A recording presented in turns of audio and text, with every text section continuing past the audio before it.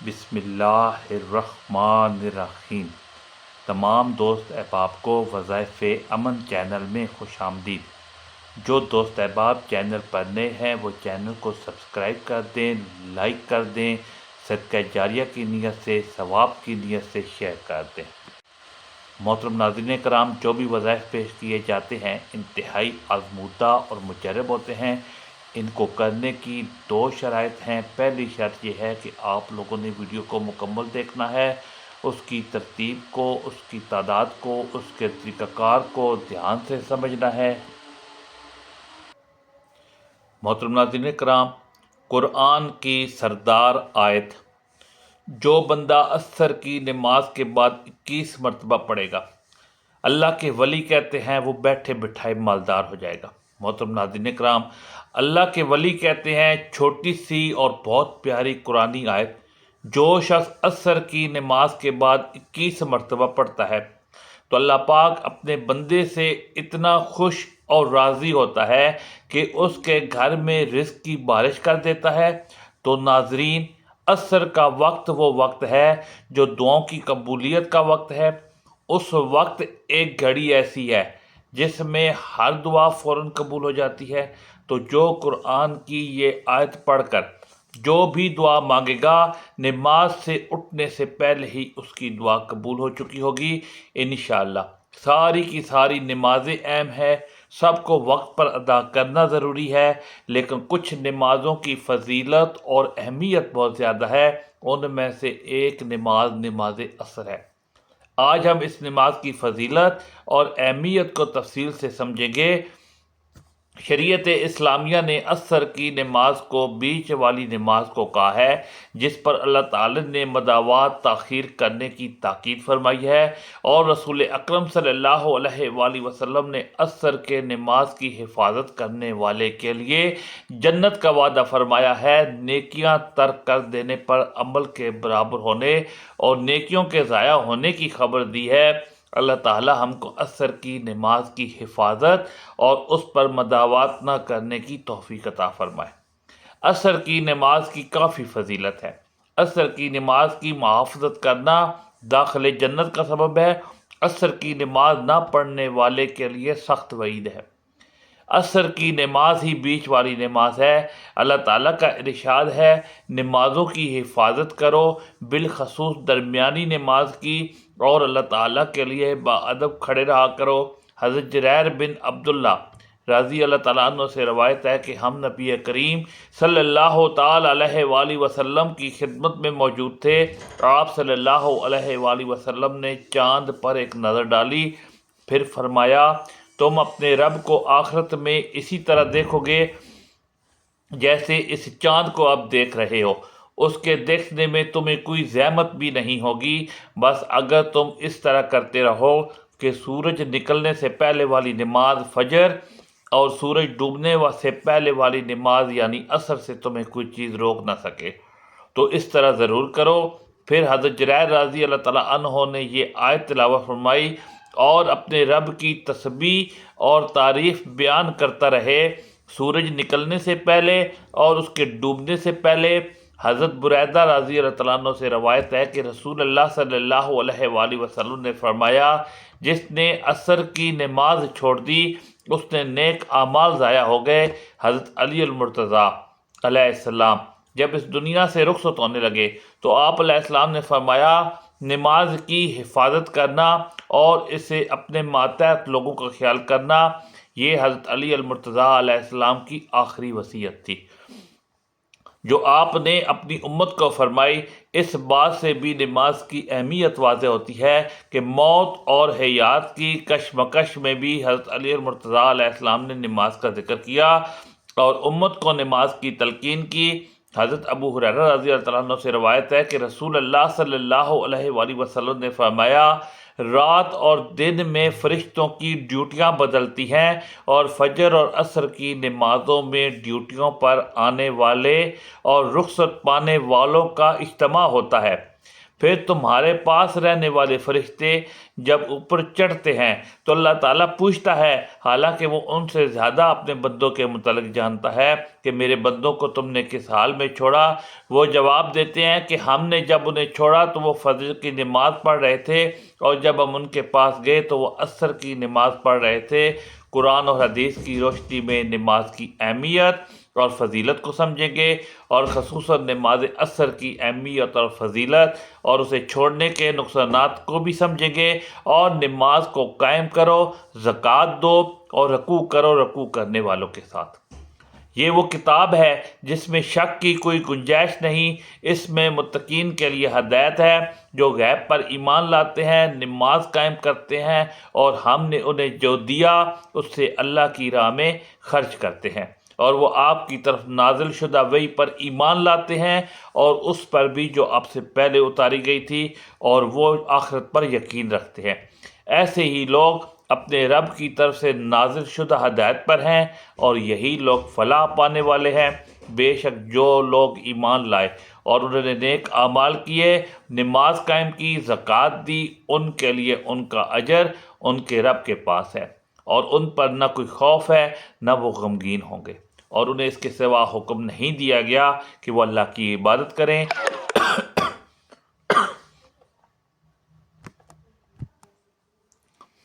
اس حال میں کہ اس کے لیے دین کو خالص کرنے والے ایک طرف ہونے والے ہوں، اور نماز قائم کریں اور زکوٰۃ دیں، اور یہی مضبوط ملت کا دین ہے۔ اے لوگو جو ایمان لائے، صبر اور نماز کے ساتھ مدد طلب کرو، بے شک اللہ صبر کرنے والوں کے ساتھ ہے۔ حضرت عبداللہ بن عمر رضی اللہ تعالیٰ عنہ سے روایت ہے کہ رسول اللہ صلی اللہ علیہ وآلہ وسلم نے فرمایا، اسلام کی بنیاد 5 چیزوں پر قائم کی گئی ہے۔ اول، گواہی دینا کہ اللہ کے سوا کوئی معبود نہیں، اور بے شک حضرت محمد صلی اللہ علیہ وآلہ وسلم اللہ کے سچے رسول ہیں، اور نماز قائم کرنا، زکوٰۃ ادا کرنا، حج ادا کرنا، رمضان کے روزے رکھنا۔ حضرت سیدنا جریر بن عبداللہ رضی اللہ تعالیٰ عنہ سے روایت ہے کہ میں نے رسول اللہ صلی اللہ تعالیٰ علیہ وآلہ وسلم سے سنا کہ دست مبارک پر نماز قائم کرنے، زکوٰۃ دینے اور ہر مسلمان کے ساتھ خیر خواہی کرنے پر بیعت کی۔ حضرت سیدنا عبداللہ بن مسعود رضی اللہ تعالیٰ عنہ سے روایت ہے کہ میں نے نبی کریم صلی اللہ تعالیٰ علیہ وآلہ وسلم سے پوچھا، اللہ تعالیٰ کے نزدیک کون سا عمل سب سے زیادہ پسندیدہ ہے؟ آپ صلی اللہ تعالیٰ علیہ وآلہ وسلم نے فرمایا کہ وقت پر نماز پڑھنا۔ پوچھا پھر کون سا؟ فرمایا والدین کے ساتھ اچھا سلوک کرنا۔ پوچھا پھر کون سا؟ فرمایا اللہ کے راستے میں جہاد کرنا۔ حضرت عبداللہ رضی اللہ تعالیٰ عنہ نے بیان کیا کہ پھر حضرت محمد صلی اللہ تعالیٰ علیہ وآلہ وسلم نے مجھ سے ان کاموں کے متعلق بیان کیا، اور اگر میں اسی طرح سوال کرتا رہتا تو آپ جواب دیتے رہتے۔ حضرت ابو ہریرہ رضی اللہ تعالیٰ عنہ سے روایت ہے کہ انہوں نے رسول اللہ صلی اللہ تعالیٰ علیہ وآلہ وسلم سے سنا، آپ صلی اللہ علیہ وآلہ وسلم سے فرماتے تھے، اگر کسی شخص کے دروازے پر نہر جاری ہو اور وہ روزانہ اس میں 5 دفعہ نہائے تو تمہارا کیا گمان ہے کہ کیا اس کے بدن پر کچھ بھی میل باقی رہ سکتا ہے؟ صحابہ کرام رضوان اللہ عنہم نے عرض کی، نہیں یا رسول اللہ، ہرگز نہیں۔ آپ صلی اللہ علیہ وآلہ وسلم نے فرمایا، یہی حال 5 وقت کی نمازوں کا ہے کہ اللہ تعالیٰ ان کے ذریعے گناہوں کو مٹا دیتا ہے۔ حضرت جابر رضی اللہ تعالیٰ عنہ سے روایت ہے کہ میں نے رسول اللہ صلی اللہ تعالیٰ علیہ وآلہ وسلم کو یہ فرماتے ہوئے سنا کہ آدمی اور شرک و کفر کے درمیان فاصلہ مٹانے والا عمل نماز چھوڑنا ہے۔ حضرت سیدنا عبداللہ بن عمر بن عاص رضی اللہ تعالیٰ عنہ سے مروی ہے، نبی کریم صلی اللہ تعالیٰ علیہ وآلہ وسلم نے ایک دن نماز کا ذکر کیا اور فرمایا، جس نے نماز کی اچھی طرح حفاظت کی تو اس کے لیے قیامت کے دن نور کی دلیل اور نجات ہوگی، اور جس نے پوری طرح حفاظت نہ کی اس کے لیے قیامت کے دن نہ نور ہوگا، نہ دلیل، نہ نجات۔ ایسا آدمی قارون، فرعون، حامان اور ابی بن خلف کے ساتھ ہوگا۔ حضرت عثمان بن عفان رضی اللہ تعالیٰ عنہ بیان کرتے ہیں کہ رسول اکرم صلی اللہ علیہ وآلہ وسلم نے ارشاد فرمایا، جب کسی فرض نماز کا وقت شروع ہو جائے اور مسلمان آدمی اس کے لیے اچھی طرح سے وضو کرے، پھر اس میں انتہائی خشوع و خضوع اختیار کرے اور اس میں رکوع مکمل اطمینان سے کرے، تو وہ نماز اس کے لیے پہلے گناہوں کا کفارہ ہوتی ہے، بشرطے کہ وہ گناہ کبیرہ کا ارتکاب نہ کرے، اور یہ فضیلت قیامت تک کے لیے ہے۔ علامہ محمد بن عبد الرحمن سے روایت ہے کہ وہ نماز ظہر سے فارغ ہو کر حضرت ام سلمہ رضی اللہ عنہا کے یہاں بصرہ میں ان کے گھر حاضر ہوئے۔ ان کا گھر مسجد کے پہلو میں تھا۔ جب ہم ان کی خدمت میں پہنچے تو انہوں نے پوچھا کہ کیا تم لوگوں نے عصر کی نماز پڑھ لی؟ ہم نے عرض کی ہم تو ابھی ظہر کی نماز پڑھ کر لوٹے ہیں۔ تو انہوں نے فرمایا تو عصر پڑھ لو۔ تو ہم نے اٹھ کر عصر کی نماز پڑھ لی۔ جب ہم فارغ ہوئے تو انہوں نے کہا کہ میں نے رسول اللہ صلی اللہ تعالیٰ علیہ وآلہ وسلم کو فرماتے ہوئے سنا، یہ منافق کی نماز ہے، وہ بیٹھا ہوا سورج کو دیکھتا رہتا ہے یہاں تک کہ وہ جب وہ زرد پڑتا جاتا ہے یعنی ڈوبنے لگتا ہے، شیطان کے دو سیگوں کے درمیان چلا جاتا ہے تو کھڑا ہو کر اس نماز کی 4 رکعتیں ٹھونگے مار دیتا ہے اور اس میں اللہ کو بہت ہی کم یاد کرتا ہے۔ حضرت عبداللہ بن عمر رضی اللہ تعالیٰ عنہ سے روایت ہے کہ رسول اللہ صلی اللہ تعالیٰ علیہ وآلہ وسلم نے فرمایا، جس کی نماز عصر چھوٹ گئی گویا اس کا گھر اور مال سب لٹ گیا۔ حضرت سیدنا حضرت علی رضی اللہ تعالیٰ عنہ سے روایت ہے کہ رسول اللہ صلی اللہ تعالیٰ علیہ وآلہ وسلم نے غزوہ احزاب کے دن فرمایا، اللہ تعالیٰ ان مشرکین کی قبروں اور گھروں کو آگ سے بھر دے جس طرح انہوں نے ہمیں درمیانی نماز عصر سے روکا اور جنگ میں مشغول کیے رکھا یہاں تک کہ سورج غروب ہو گیا۔ ناظرین، اللہ تعالیٰ کی ذات سے مایوس نہ ہوں، کیونکہ ہر تکلیف، آزمائش اور خوشی اللہ رب العزت کی طرف سے ہے، اس لیے پریشانیوں اور مصیبتوں کے حل کے لیے اللہ تعالیٰ کی طرف متوجہ ہو، اللہ تعالیٰ کی طرف توبہ استغفار کے ذریعے بھی متوجہ ہو اور اپنے مسائل کا حل اللہ تعالیٰ کے حوالے کر دیجئے اور اللہ تعالیٰ کو اپنے مسائل کے حل کا وکیل بنا دیجئے، تو اللہ تعالیٰ آپ کو بے آسرا کبھی نہیں چھوڑے گا انشاءاللہ۔ ناظرین، یہ ایک حقیقت ہے کہ شیطان انسان کا کھلا دشمن ہے۔ اس کی ہمیشہ یہ کوشش رہتی ہے کہ کسی بھی طرح انسان کو خدا سے دور کر دے۔ جب ایک بار وہ انسان کو خدا کے راستے سے بھٹکانے میں کامیاب ہو جاتا ہے تو پھر اس کی اگلی چال یہ ہوتی ہے کہ انسان کو خدا کی رحمت سے مایوس کر دے۔ اس طرح اسے ہمیشہ رب کی نافرمانی والے راستے پر چلاتا رہتا ہے، لیکن اللہ تعالیٰ نے انسان کو سب سے زیادہ جس چیز کی امید دلائی ہے وہ اس کی رحمت ہے۔ قرآن مجید اور حدیث مبارکہ میں انسانوں کو مختلف پیرائے اور انداز میں سب سے زیادہ خدا کی رحمت کی امید دلائی گئی ہے۔ رحمت اللہ تعالیٰ کی صفات میں سے ایک صفت ہے جس سے اس نے اپنے آپ کو متصف کیا، اور یہ وہ صفت ہے جو کائنات کی ہر چیز پر حاوی ہے۔ پوری کائنات رحمت الہی کی مظہر ہے، اس لیے قرآن مجید میں ارشاد ہے کہ میری رحمت ہر چیز سے وسیع ہے، اور اس لیے اللہ تعالیٰ نے اپنے آخری رسول صلی اللہ تعالیٰ علیہ وآلہ وسلم کو سراپا رحمت بنا کر بھیجا۔ اسی طرح شریعت کے احکام بھی رحمت کی صفت کو نمایاں حیثیت حاصل ہے۔ ابو الکلام آزاد لکھتے ہیں کہ قرآن پاک نے خدا کی کسی صفت کو بھی اس کثرت کے ساتھ نہیں دہرایا، نہ کوئی مطلب اس درجے کی صفات میں نمایاں جس قدر رحمت ہے۔ اگر قرآن کے وہ تمام مقامات جمع کیے جائیں جہاں رحمت کا ذکر کیا گیا تو 300 سے زیادہ ہوں گے۔ اگر وہ مقامات بھی شامل کر لیے جائیں جہاں اگرچہ لفظ رحمت استعمال نہیں ہوا لیکن ان کا تعلق رحمت ہی ہے، مثلا ربانیت، مغفرت، رافعت، کرم، حلم، عفو وغیرہ، تو پھر یہ تعداد اس حد تک پہنچ جاتی ہے کہ کہا جاتا ہے کہ قرآن اول سے آخر تک اس کے سوا کچھ نہیں کہ رحمت الہی کا پیغام ہے کہ اس کی رحمت کی کوئی حد اور انتہا نہیں۔ اس لیے یہ اس خدا کی صفت ہے جس کی اپنی کوئی حد نہیں۔ ہمارے معاشرے میں ایسے افراد بھی موجود ہیں جن کا خیال ہوتا ہے کہ وہ بہت گنہگار ہے، وہ کیسے نماز کے لیے مسجد جائیں، خدا کے حضور سجدہ ریز ہوں۔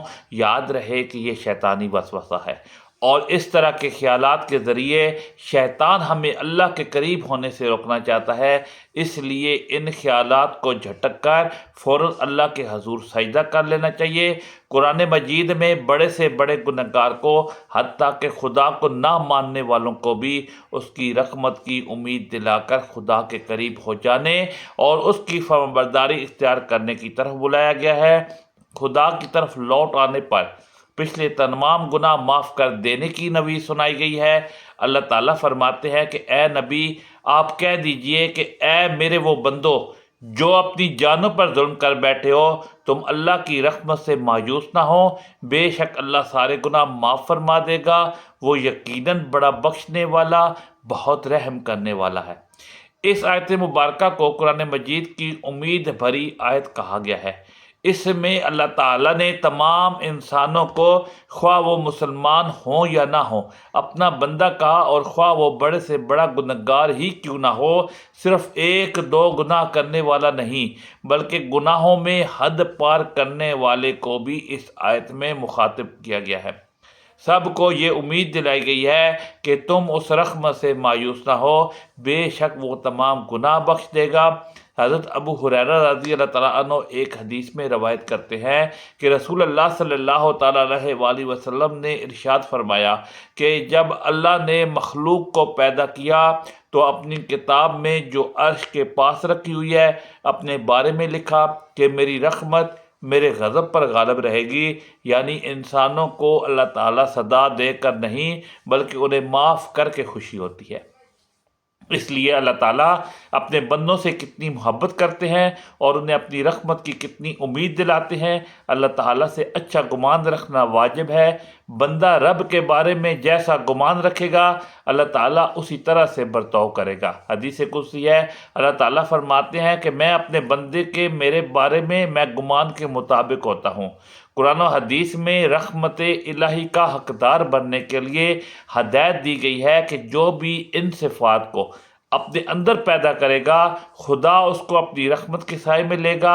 اللہ پر ایمان رکھنے والے، اللہ اور اس کے رسول صلی اللہ تعالیٰ علیہ وآلہ وسلم کی اطاعت کرنے والے، قرآن پر عمل کرنے والے، قرآن مجید کی تلاوت کو بغور سننے والے، توبہ استغفار کرنے والے، تقوی اختیار کرنے والے، صبر کرنے والے، احسان کرنے والے، صلح کرنے والے اور کروانے والے، راہ خدا میں خرچ کرنے والے، منکر سے روکنے والے اور درگزر کرنے والے، نبی کریم صلی اللہ تعالیٰ علیہ وآلہ وسلم پر درود و سلام بھیجنے والے۔ اس کے لیے زندگی کے کسی بھی مرحلے پر ہمیں خدا کی رحمت سے مایوس ہونے کی ضرورت نہیں، اور ہم بھی اپنے اندر رحم کی صفت پیدا کریں تاکہ ہمارے ساتھ بھی اسی طرح کا معاملہ کیا جائے۔ محترم ناظرین، نماز عصر کے بعد جو آپ نے آیت 21 مرتبہ پڑھنی ہے وہ سورہ بقرہ کی آیت ہے۔ اس آیت کو آیت الکرسی بھی کہا جاتا ہے، جس کی بہت زیادہ اہمیت اور فضیلت ہے۔ آیت الکرسی کی فضیلت کے بارے میں سبھی جانتے ہیں۔ آیت الکرسی جو قرآن کریم کی تمام آیات سے عظمت والی آیت ہے اور جس کی فضیلت صحیح حدیث سے ثابت ہے، اللہ تعالیٰ کی صفات جلال، اس کی عالی شان اور اس کی قدر و عظمت پر مبنی نہایت جامع آیت ہے۔ آیت الکرسی بہت عظمت و رفعت والی آیت ہے۔ اس بلندی و برتری کا سبب اس میں بیان کردہ باتیں ہیں۔ یہ رب العالمین کی توحید کی کیفیات، بڑائی، صفات پر مشتمل ہے۔ قرآن کریم ہر آیت کریمہ عالی مرتبت اور عظیم القدر ہے، لیکن ان میں سے عظیم ترین آیت الکرسی ہے۔ آیات قرآنیہ میں یہ واحد آیت کریمہ ہے جس کو حضرت نبی کریم صلی اللہ تعالیٰ علیہ وآلہ وسلم نے بطور ورد کثرت سے تلاوت کیا، اور صحابہ کرام اور امت مسلمہ کو تلاوت کی بار بار تاکید فرمائی۔ مثلا 5 نمازوں کے بعد رات کو سوتے وقت اپنی مادی چیزوں کو جنوں اور شیطانوں سے محفوظ رکھنے کے لیے خصوصی طور پر تلاوت کی تعلیم عطا فرمائی۔ اس لیے ہر مسلمان کو چاہیے کہ وہ اس کو بطور ورد اپنانے کی مقدور بھر کوشش کرے اور اس آیت کے فیوز و برکات کو سمیٹنے کی اہتمام کرے، اور نبی کریم صلی اللہ تعالیٰ علیہ وآلہ وسلم کی متعدد حدیثوں سے ثابت ہے کہ آیت الکرسی قرآن کریم کی عظیم ترین آیت ہے۔ اس لیے اس میں ذات باری تعالیٰ کی توحید، اس کی عظمت، اور اس میں ذاتی باری تعالیٰ کی توحید، اس کی عظمت اور اس کی صفات بیان کی گئی ہے۔ حضرت ابی بن کعب رضی اللہ تعالیٰ عنہ بیان کرتے ہیں کہ رسول اللہ صلی اللہ تعالیٰ علیہ وآلہ وسلم نے فرمایا کہ آیت الکرسی قرآن کریم کی عظیم ترین آیت ہے، اور ابی بن کعب رضی اللہ تعالیٰ عنہ سے روایت ہے کہ رسول اللہ صلی اللہ تعالیٰ علیہ وآلہ وسلم نے فرمایا آیت الکرسی چوتھائی قرآن ہے۔ ابن کثیر رحمۃ اللہ علیہ سورہ بقرہ کی آیت الکرسی کی تفسیر کرتے ہوئے لکھتے ہیں کہ یہ آیت الکرسی جس کی فضیلت میں نبی کریم صلی اللہ تعالیٰ علیہ وآلہ وسلم سے صحیح حدیث میں ہے کہ کتاب اللہ میں یہ آیت سب سے افضل ہے۔ حضرت ابی بن کعب سے بیان کرتے ہیں کہ نبی کریم صلی اللہ تعالیٰ علیہ وآلہ وسلم سے انہوں نے سوال کیا کہ کتاب اللہ میں سب سے عظیم آیت کون سی ہے؟ تو وہ کہنے لگے اللہ اور اس کے رسول کو ہی زیادہ علم ہے۔ یہ سوال کئی بار دہرایا گیا، اور پھر آپ صلی اللہ علیہ وآلہ وسلم نے فرمایا کہ وہ آیت الکرسی ہے۔ پھر فرمایا اے ابو منذر، علی مبارک کو اس آیت کی قسم جس ہاتھ میں میری جان ہے، اس آیت کی زبان اور ہونٹ ہوں گے عرش کے پائے کے پاس اللہ کی پاکی بیان کر رہے ہوں گے۔ ناظرین، سب سے پہلے اس آیت کو پڑھنے کے فوائد جان لیں۔ جو شخص رات کو سونے سے پہلے آیت الکرسی پڑھے، اللہ تعالیٰ اس پر ایک فرشتہ نازل فرما دیتا ہے جو صبح تک اس کی حفاظت کرتا ہے، اور شیطان اس کے قریب نہیں آتا۔ نبی کریم صلی اللہ تعالیٰ علیہ وآلہ وسلم نے فرمایا جو شخص ہر فرض نماز کے بعد آیت الکرسی پڑھتا ہے، اس کے اور جنت کے درمیان صرف موت کا فاصلہ رہ جاتا ہے۔ گھروں کو شیطان سے پاک رکھتی ہے آیت الکرسی پڑھنے سے۔ گھر شیطانی اثرات سے محفوظ رہتا ہے، برکت کا نزول ہوتا ہے۔ یہ آیت اللہ تعالیٰ کی توحید، علم، قدرت اور عظمت کو بیان کرتی ہے جو بندے کے ایمان کو مضبوط کرتی ہے۔ اسے روزمرہ کی عبادات خاص طور پر نماز کے بعد پڑھنے کو معمول بنائیں۔ سفر، پریشانی یا خوف کی حالت میں آیت الکرسی پڑھنے سے سکون اور حفاظت ملتی ہے۔ گھر یا کاروبار میں برکت کے لیے آیت الکرسی پڑھنا مفید ہے۔ آیت الکرسی ایک نہایت طاقتور دعا اور حفاظت کا ذریعہ ہے جسے روزانہ پڑھنا مسلمان کے لیے دنیا اور آخرت میں کامیابی کا ذریعہ بن سکتا ہے۔ نبی پاک صلی اللہ تعالیٰ علیہ وآلہ وسلم کے ایک صحابی لوگوں کو حدیث بیان کر رہے تھے، حتیٰ کہ لوگوں کی تعداد بہت زیادہ ہو گئی۔ وہ گھر کی چھت پر چڑھ جاتے اور یہ حدیث بیان کرتے تھے کہ رسول اللہ صلی اللہ تعالیٰ علیہ وآلہ وسلم نے فرمایا قرآن مجید میں کون سی آیت سب سے زیادہ عظمت کی حامل ہے؟ تو ایک شخص کہنے لگا اللہ لا الہ الا هو الحی القیوم۔ وہ بیان کرتے ہیں کہ نبی کریم صلی اللہ تعالیٰ علیہ وآلہ وسلم نے اپنا ہاتھ میرے سینے پر رکھا تو چھاتی پر میں نے اس کی ٹھنڈک محسوس کی، اور نبی کریم صلی اللہ تعالیٰ علیہ وآلہ وسلم فرمانے لگے اے ابو منذر مبارک ہو۔ حضرت ابو ذر رضی اللہ تعالیٰ عنہ بیان کرتے ہیں کہ میں نے نبی کریم صلی اللہ تعالیٰ علیہ وآلہ وسلم کے پاس آیا تو آپ مسجد میں تشریف فرما تھے۔ میں بھی بیٹھ گیا تو نبی کریم صلی اللہ تعالیٰ علیہ وآلہ وسلم نے فرمایا اے ابو ذر کیا تو نے نماز پڑھی؟ میں نے کہا نہیں۔ تو نبی کریم صلی اللہ علیہ وآلہ وسلم فرمانے لگے اٹھ کر نماز پڑھو۔ میں نے اٹھ کر نماز پڑھی، پھر بیٹھ گیا تو نبی کریم صلی اللہ تعالیٰ علیہ وآلہ وسلم نے فرمایا اے ابو ذر انسانوں اور جنوں کے شر سے پناہ طلب کرو، اور کہتے ہیں کہ میں نے رسول اکرم صلی اللہ علیہ وآلہ وسلم سے کہا کیا انسانوں میں بھی شیطان ہوتے ہیں؟